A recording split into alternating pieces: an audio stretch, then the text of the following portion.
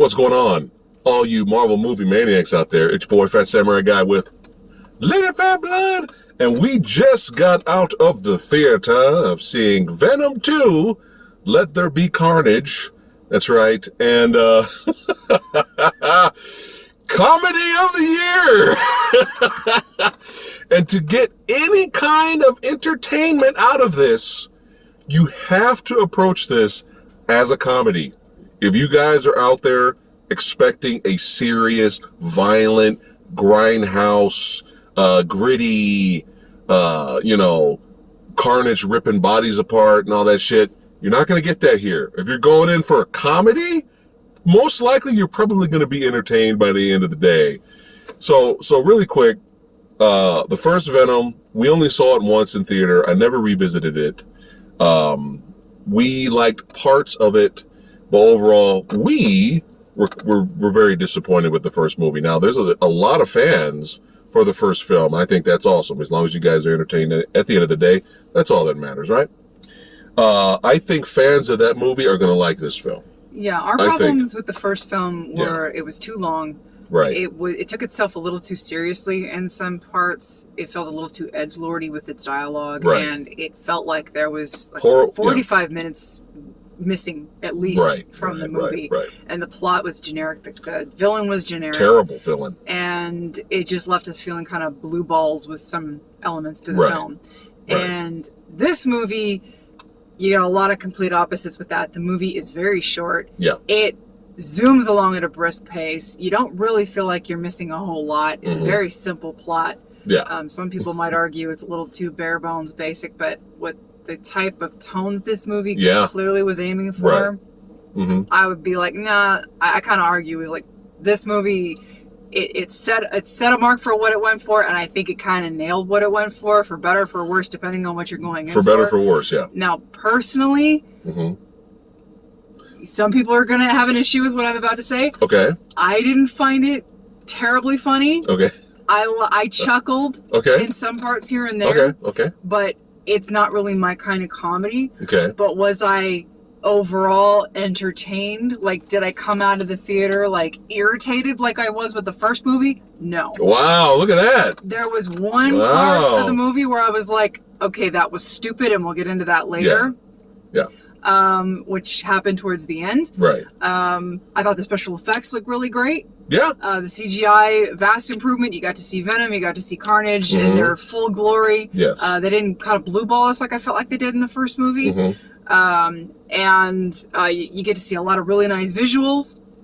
They play with the visuals a lot, with the sound interfering with the symbiotes, especially more towards the end. And again, the end finale is great until it's not. We'll get into it. We'll get into that, yeah. In spoiler section at the end of the video. Right. Yeah. Again, the comedy, not my cup of tea. Right. It's plot, not for everybody. The plot and the story, everything, it's very stupid. It's one of the dumbest movies I've ever seen in my life. But it commits to it. Right. And I kind of have to respect it. So when I say that, what I mean is that it's dumb, but the movie knows it's dumb. Right. The actors, the ones that are hitting those over the top notes, they kind of know it. Yeah. And they kind of commit. Right. For better or for worse. For better or for worse. So if you kind of like know that going in, you might be okay. Right. And it's a good point you brought up, because Woody Harrelson, if you guys were expecting a Woody Harrelson performance kind of similar to like Hannibal Lecter from Sons of the Lambs, you were going to get some kind of serious stuff like that. He was in Natural Born Killers. Natural Born Killers. You're not going to get that here. I turned to you at the end of the movie, and I was just like, both villains, the main villains, what is this? Cletus Cassidy, Carnage, Woody Harrelson, and his girl Francine. Francis. I'm sorry if I got the name wrong. Who plays Shriek? Yeah. I'm sorry if I got that wrong. Which is kind of hinting that she's a mutant. Right. So are we introducing mutants? Probably at this point, why not? Their performances. Tom Hardy is good. Right. He brings it. Tom Hardy doesn't phone it in. I feel like he got to open up more. Yeah. Like all the stuff that I felt like we were missing in that first movie, we got to see a bit more here. which is nice. All the other characters in the movie are kind of grounded, and kind of over the top a little bit. Mm-hmm. But the two main villains are so over the top to where I was laughing hysterically at certain points. I check on you, which like, we'll get to. Okay? Yeah, she thought I was convulsing. I was having a stroke or something. But like at the end when we talk spoilers, I'll let you know what made me laugh. But I turned to you and I was like, this type of big, dramatic, overly dramatic, chewing the scenery type of acting, this has to be on purpose. Yeah. It has to be on purpose. I wouldn't be surprised if that's what Andy Serkis was going for. No, I refuse to believe it wasn't on purpose, because the plot alone was so just like, what are we doing? That the acting would kind of have to follow suit. So if you agree, even if it was on purpose, mm-hmm. and that's what they were going for, mm-hmm. that still may not entertain everyone. Yeah. Some people still might be like, dude, this is so over the top, I can't. Yeah. This is this is cringe. Yeah. I was laughing. Yeah. But here's the thing. I think I would have reacted to this movie a little similar to the first Venom if we didn't have the first Venom. I think the first Venom, despite our issues, we had a lot of issues with the first movie, prepared me for this world. Mm. You understand what I'm trying to say? Because when I think of Venom, I think scary, holy shit, you better fucking run. And I think of him as the symbiote does fuck with people, which is fine. But when Venom shows up, it's like, oh shit, shit's about to go down, which is when we approached the first movie. That's why I was really disappointed. I was not expecting this comedic banter, buddy cop, split personality type of movie that they gave us. And that really threw us off. And I didn't really like that at first, even though some of it was kind of funny.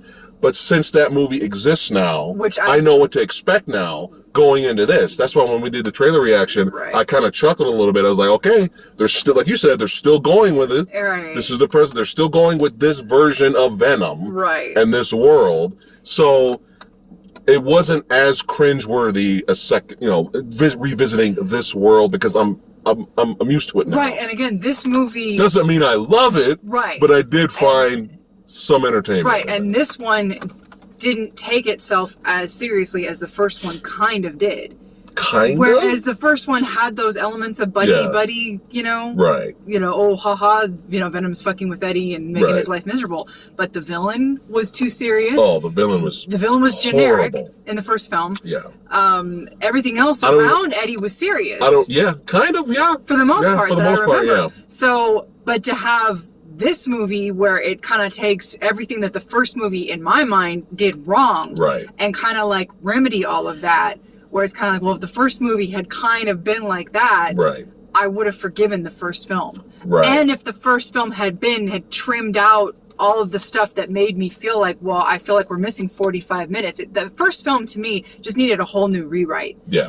The first film just had so many holes in it and just felt like so much was missing that it's like, well, you just needed to start from scratch. Right. And you needed to start fresh, have a better foundation. Yeah. And I would have been a lot more lenient on the first movie if it had been as dumb and just rolled with it as this movie is. Again, both movies fucking stupid, but this one I'm forgiving because it committed. Again, right. I can't sell you enough. Like, if you commit to it, I'm gonna be a little more for better or for worse. Yeah. Right. So yeah, like you mentioned, very, very weak, boring, forgettable villain in the first one. I don't even remember the fucking villain's name in the first one. Right. In this movie, his performance is way over the top, the main villain. Right. Way over the top to where borderline's on cringe and it may turn people away. Right. Right?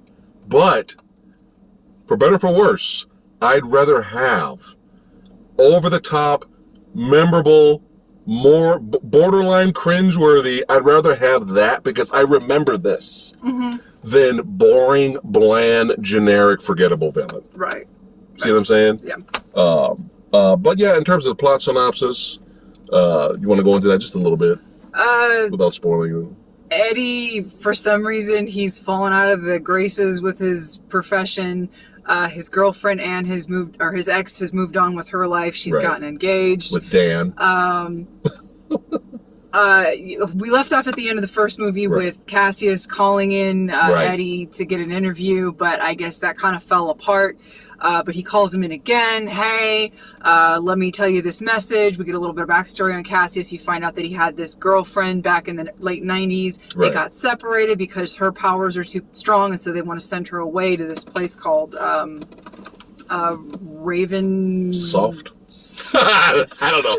I forgot what it is. But it's like a place where they lock away super powerful people that they can't control. Right. So they get separated. He becomes a serial killer, as you do, and so he wants to use Eddie to send her a message. Right. And while Eddie is in there taking down this message, Venom's like, "Hey, look into his cell." And as he looks into the cell, he figures out where all these bodies are buried, and it's a little bit of a mystery. So by taking all these clues, Eddie's able to tell the cops, hey, all of Cassius's victims are buried here. And so that gets him back into the good graces with, his profession. And so they reinstate the death penalty just for this one case in California. Yeah. And so they're sentencing Cassius to death. But before that, he calls in Eddie. It's like, hey, I want to tell you my last words and blah, blah, blah. But he pisses off Eddie, which in turn pisses off Venom.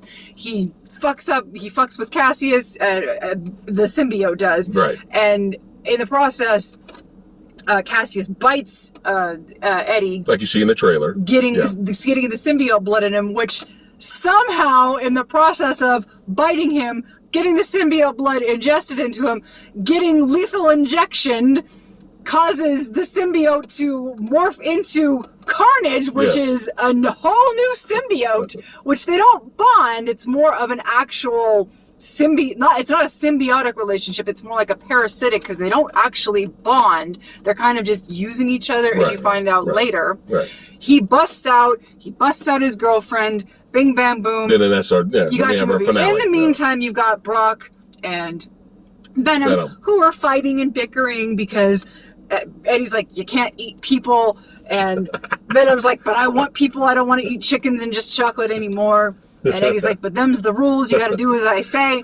They end up fighting, they end up splitting up. I was hoping we were going to get a little bit of a they live moment where they're beating each other up. Venom ends up in a rave. He almost threatens to do a rap battle, which scared the shit out of you. I was like, no, Jesus Christ. They have to come back together towards the end of the film to fight, and there you got your film. There you go. There's your plot. Yeah, and a lot more satisfying finale face-off, at least, than the original. Do you remember in the original where both symbiotes were gone from they were not being used with the main villain fight, and it was just Tom Hardy versus the other guy, and it was boring as fuck. And it was so bad. This one they do it, but it's a little bit more interesting. It was very interesting. Yeah. All right, we're gonna go ahead and wrap it up here. Nitpicks.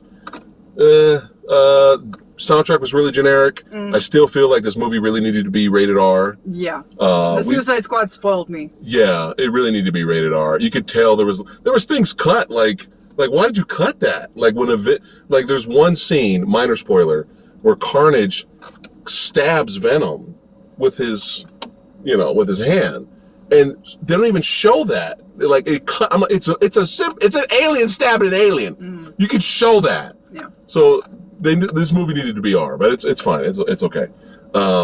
Anything else before we rate it? No. I mean, some of the girlfriend's acting was a little hokey for me at times. Cassie's girlfriend. Right. But it's over the top. So what are you gonna do?